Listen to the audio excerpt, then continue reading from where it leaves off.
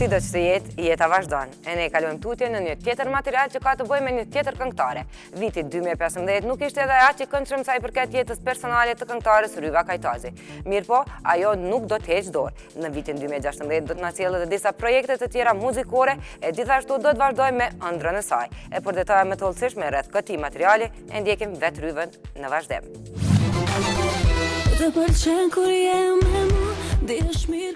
Vite e vite qëndrimi në skenë, vite e vite duke sjellur diçka të re për të eksperuar veten dhe publikun që ka. Nuk është ndërtuar si këngëtare mbi shprehjen e preferuar gazetareske skandal. Qetësia që gëzon është shumë e vlerësuar nga kolegët dhe njerëzit që e njohin për nga afër. Ryva Kajtazi, si çdo fytyrë publike, kishte ulje dhe ngritjet e veta, por jo në masë të madhe sa për të arritur të dëshpërohet apo të çmendet nga fama.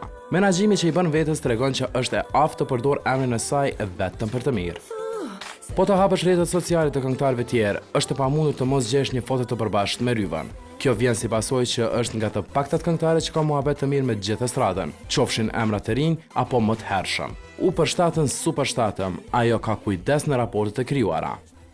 Se di si person jam e tillë, jo që e bëj me qëllim ose pa qëllim, me krejt kolegët, me krejt njerëzit që më ka ra me punu në qoftë në biznise ndryshme ose në punë, i kom rujt raportet edhe kudo që shifemi, kemi qef me fol me pi kafe edhe i kam raportet këtë mirë me gjithë.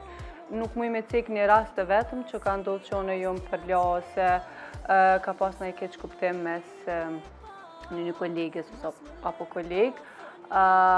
Jo me shoqnushëm, pëlqen shoqnia shumë, kom qef me njohë sa ma shumë njerëz, edhe nashta se di sa muj me arrit, po unë kom qef me pas shoqnit mirë. Me të, dhe pas gjeneratës së saj kemi një mal me këngëtar të rinj, që shumica ofrojnë skandale sa për të mbajtur emrin e gjallë, si e sheh këngëtare nga përvoja e saj këtë gjendje. Cili person e zgjedh mënyrën e vetë për me arrit suksesin. Për mu nuk është zgjidhje nëse ti vendos që karriera jote më mbarë gjithmonë për skandaleve. Se një ditë ka me qenë e lodhshme dhe për publikun, gjatë që mu shumë skandale meritojnë edhe jam anti-skandaleve. Jo mundu me ju ikë gjithmonë skandaleve dhe kom dasht nëse emri i Ryvë përmenet me një emision apo portal apo çka do të qoftë, ai mu përmend për punën cilën unë e bëj ose për një arritje cilën e kom bane, gjithmonë për të mirë, jo për skandale. Nuk e di për tjerë qysh kanë me mujt me ja dal, po unë se kisha zgjedh atë rrugë, atë lloj mënyre për me hyrë në treg. Me siguri s'ka me qenë shumë afatgjate. Ndryshe nga herat e kaluara, Ryva si vjet nis me 2 këngë të publikuara për një ditë. Për këtë ka një arsye. Fillimisht klipet është dashur më lansu në fund vitin që e lam pas.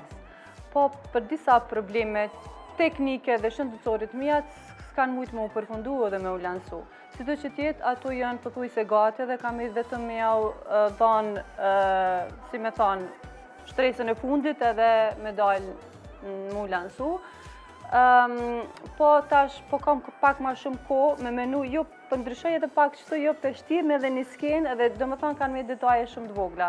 Pse vendosa me lansu dyat, se të dyat janë shumë gati. Baladin ka ko që e kom menu me punu edhe e kom stërvonu, po besoj që është momenti që unë me dalë me një balad, e ka punu virusi një balad shumë të mirë, edhe besoj që edhe klipi ka me dalë i mirë.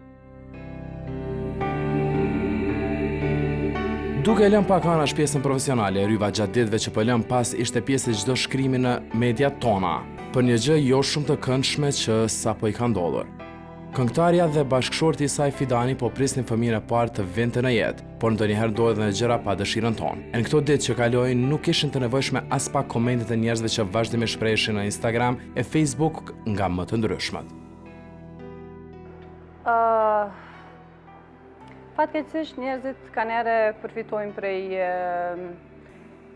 prej gjanave jo të mira që na ndodhen në jetë, po secili mban përgjegjësinë për veten mbi supën e vet edhe absolutisht nuk merrem me këta njerëz. Unë shpresoj që 2016 ka me qenë vit më i mirë se 2015, që edhe këtë pjesë që unë ka kohë që dëshiroj me qenë anë, Shpresoj që Zoti ka ma plecu këtë dëshirë edhe të bëhem nënë. Pavarësisht të gjithave, ajo nuk do heq dorë nga dëshira të bërit prind, e ne urojmë shumë faqe se shpejti të arrit të jetë një nënë e realizuar dhe e lumtur.